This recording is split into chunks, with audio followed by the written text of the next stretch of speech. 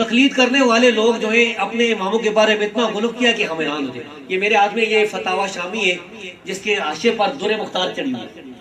یہ پہلی جلد صفحہ 38-39 پر لکھا ہوا ہے کہ امام ابو حنیفہ جو ہے وہ خانہ کعبہ میں گئے ہیں. خانہ کعبہ کے دروازہ کھلا کر وہاں پر ایک ٹانگ پر کھڑے ہو گئے اور نماز پڑھی ہے. آدھا قرآن پڑھا ہے. دوسری رکعت ایک رکعت میں دوسری رکعت میں باقی آدھا قرآن پڑھا ہے دوسری ٹانگ پر کھڑے ہو کر. اور پھر کہا ہے کہ اے اللہ میں نے تیری عبادت کا حق ادا نہیں کیا. تو غیب سے آواز آئی کہ اے ابو حنیفہ تو نے میری عبادت کا حق ادا کر دیا. قد غفرنا لک ہم نے تجھے بخش دیا. وَلِمَنْ اتَّبَعَكَ مِمَّنْ كَانَ عَلَىٰ بَصِيرَةٍ إِلَىٰ يَوْمِ الْقِيَامَةِ اور جو تیری پیروی کرنے والے ہیں تیری تقلید کرنے والے قیامت تک سب کو بخش دیا. ایسا غلو کیا جھوٹ.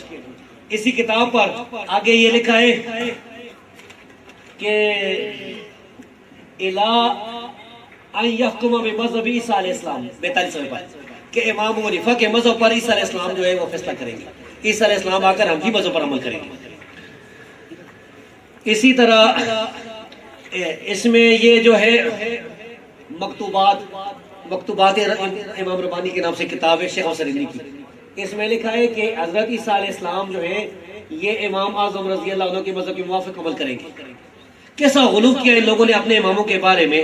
یہ بات فراز فلسفہ نے بھی لکھی ہے. یہ جو گجرا والے ہیں نا دیوبندی حکم و ذکر بالجاد اس میں بھی لکھتے ہیں کہ اس لیے جب حضرت عیسیٰ علیہ السلام نازل ہوں گے تو فقہ حنفی کے مطابق عمل کریں گے. آگے تعویل کی کوشش کی کہ اس سے مراد یہ.